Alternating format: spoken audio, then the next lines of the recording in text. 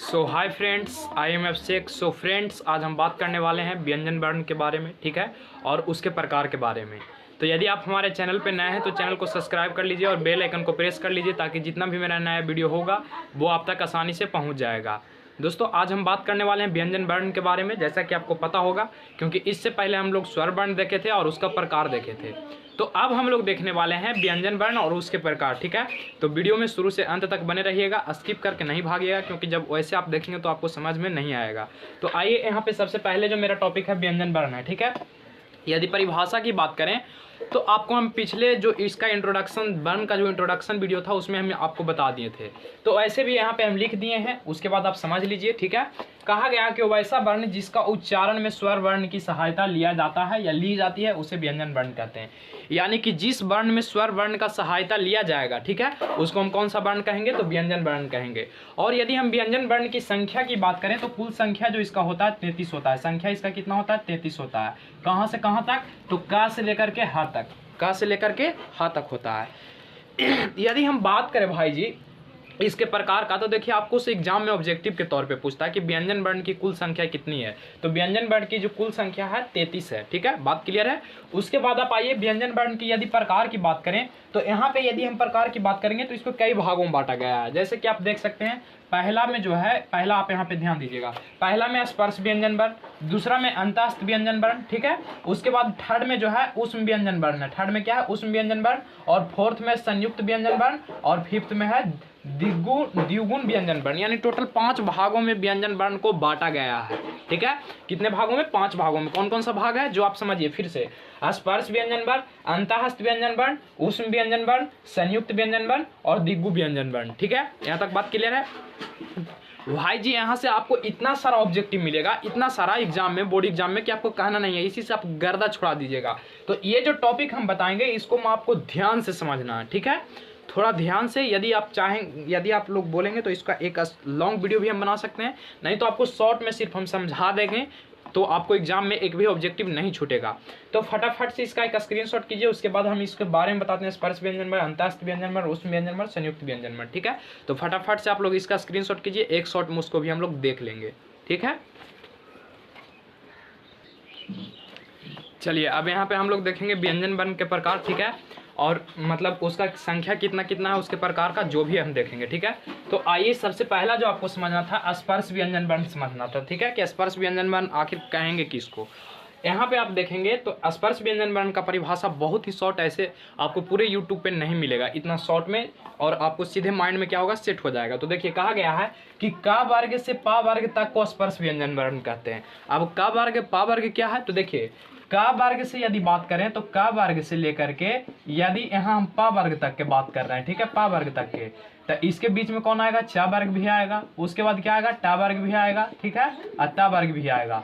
यानी वर्ग कहने का मतलब, जैसे फिफ्थ क्लास हम बोले, ठीक है, बात का मतलब एक एग्जांपल समझिए, जैसे हम फिफ्थ क्लास बोले तो फिफ्थ क्लास बोलने का मतलब ये हुआ कि जितने भी बच्चे फिफ्थ क्लास में पढ़ रहे हैं वो सारे बच्चे आएंगे। तो उसी प्रकार से यदि हम बोल दें का वर्ग, तो का वर्ग के अंतर्गत जितने भी वर्ण आते हैं वो सारा आएंगे। जैसे का वर्ग की यदि हम बात करेंगे सिर्फ, तो का खा गा 5 आता, का खा गा घा और अंगा आता कि नहीं आता? तो ये 5 वर्ण आएगा। उसके बाद यदि हम चा वर्ग की बात करें तो चा, छा और क्या हो जाएगा? जा, झा और क्या होगा? इया होगा। यानी इसमें भी टोटल 5 वर्ण आएगा। तो कहने का मेरा अर्थ ये हुआ कि का वर्ग से लेकर के पा वर्ग तक के जितने भी वर्ण होंगे उसको हम कौन सा अथी बोलते हैं? तो स्पर्श व्यंजन वर्ण बोलते हैं। और यहाँ पे आपको एक बात नोट में याद रखना है कि स्पर्श व्यंजन वर्ण की संख्या टोटल 25 होती है। जरा सा सोचिए आप, 25 कैसे हुआ? जो देखिए, आप ध्यान से समझिए, यहाँ पे आपको बात समझना है। का वर्ग था, का वर्ग के बाद कौन सा वर्ग आएगा? चा वर्ग आएगा, आएगा कि नहीं आएगा? चा वर्ग के बाद क्या आएगा? टा वर्ग आएगा। और टा वर्ग के बाद क्या आएगा? ता वर्ग आएगा। ता वर्ग के बाद क्या आएगा? पा वर्ग आएगा। यहीं तक तो हमको बोला है, यही 5 वर्ग के बारे में जो बोला है उसी को हम स्पर्श व्यंजन वर्ण बोलते हैं। यानी जो टोटल 5 वर्ग आया है, कौन कौन? का वर्ग, चा वर्ग, टा वर्ग, ता वर्ग, पा वर्ग। तो एक वर्ग में टोटल 5 मतलब वर्ण बैठ रहे हैं, तो टोटल 5 वर्ग है। एक वर्ग में कितने वर्ण है? 5 गो है। देखिए, का वर्ग की यदि बात करें तो का, खा, गा, घा, अंगा, टोटल 5 गो आया। उसी प्रकार से पा वर्ग तक जाइए तो पा वर्ग तक जाएंगे तो 1 2 3 4 5 गो आ रहा है, तो पापा चेक के गो हो गया 25 गो। यानी आपको याद रखना है कि स्पर्श व्यंजन वर्ण की संख्या टोटल के गो होता है, तो 25 गो होता है। तो आपसे एग्जाम में ये नहीं पूछेगा कि स्पर्श व्यंजन वर्ण किसको कहते हैं, आपसे ये पूछेगा कि स्पर्श व्यंजन वर्ण की संख्या कितनी है, तो स्पर्श व्यंजन वर्ण की संख्या टोटल 25 है। ठीक है, उसके बाद आप आइए, उसके बाद कहा गया अंतःस्थ व्यंजन वर्ण किसको कहेंगे। अंतःस्थ व्यंजन वर्ण आखिर है क्या, तो कहा गया है कि या, रा, ला, वा को अंतःस्थ व्यंजन वर्ण कहते हैं। ठीक है, यहाँ पे क्या बोलेंगे, या, रा, ला, वा को अंतःस्थ व्यंजन वर्ण हम कहते हैं। इसकी संख्या की यदि बात करेगा तो इसकी संख्या टोटल 4 होता है। आपसे एग्जाम में ऐसे पूछेगा कि अंतःस्थ व्यंजन वर्ण की संख्या कितनी होती है, या आपको ऐसे भी ऑप्शन के अनुसार भी पूछ सकता है कि निम्नलिखित में से कौन सा अंतःस्थ व्यंजन वर्ण है, और वहां पे आपको चुनने के लिए दे देगा। ठीक है, 4 ऑप्शन आपको थमा देगा। तो आप याद कर लेते हैं कि अंतःस्थ व्यंजन 4 गो होता है। कौन कौन होता है, तो या, रा, ला, वा होता है। ठीक है, अब जरा सा कॉमन सेंस आप लगाइए ना जी कि स्पर्श व्यंजन वर्ण कहां तक हुआ, पा वर्ग तक, तो पा वर्ग पूरा फिनिश हो गया, तो शुरू कहां से होगा, या से, तो या, रा, ला, वा 4 वर्ण जो आएगा अंतःस्थ व्यंजन वर्ण के अंतर्गत आएगा। ठीक है, बात क्लियर है। अंतःस्थ व्यंजन में क्या होता है, या, रा, ला और वा होता है। ठीक है, तो यहाँ पे आपको याद रखना है कि अंतःस्थ व्यंजन वर्ण की संख्या जो टोटल है कितना, 4 है। उसके बाद यदि हम बात करें ऊष्म व्यंजन वर्ण की, ठीक है, ऊष्म व्यंजन वर्ण की किसको कहेंगे और इसकी संख्या जो है कितना है, तो यहाँ पे आप ध्यान देंगे तो ऊष्म व्यंजन वर्ण जो है तालव्य, मूर्धन्य, दंड और हा, कौन कौन सा आएगा, तालव्य, मूर्धन्य, दंड और हा आएगा। ठीक है, इसको हम लोग क्या बोलते हैं, तो इसको हम लोग बोलते हैं ऊष्म व्यंजन वर्ण कहते हैं। क्या बोलते हैं, ऊष्म व्यंजन वर्ण बोलते हैं। ठीक है, जरा सा ऊष्म के मतलब होता है मुंह से उष्मा निकालना। जब हम इसको उच्चारण करेंगे तो हमारे मुंह से क्या आएगा, उष्मा आएगा। जैसे बोल के देखिए, तालव्य, तो इसके साथ जो हम सा बोलते हैं इससे मुंह से उष्मा आता है। ठीक है, तो आपको याद रखना है कि ऊष्म व्यंजन वर्ण में तालव्य, मूर्धन्य, दंड, हा को क्या कहते हैं, ऊष्म व्यंजन वर्ण कहते हैं। इसकी संख्या यदि बात करेगा तो इसकी संख्या जो होता है टोटल 4 होता है। ठीक है, ऊष्म व्यंजन वर्ण की संख्या टोटल कितना हुआ, 4 हुआ। आइए आप फटाफट से यहाँ पे आइए, संयुक्त व्यंजन वर्ण। संयुक्त व्यंजन वर्ण किसको कहेंगे, तो छ, त्रा, ज्ञ और सरा को, छ, त्रा, ज्ञ और सरा को हम लोग संयुक्त व्यंजन वर्ण कहते हैं। और यदि आपसे पूछा जाएगा कि संयुक्त व्यंजन वर्ण की संख्या कितना होता है, तो संयुक्त व्यंजन वर्ण की संख्या टोटल इसका भी 4 होता है। ठीक है, उसके बाद आप आ जाइए द्विगु व्यंजन वर्ण।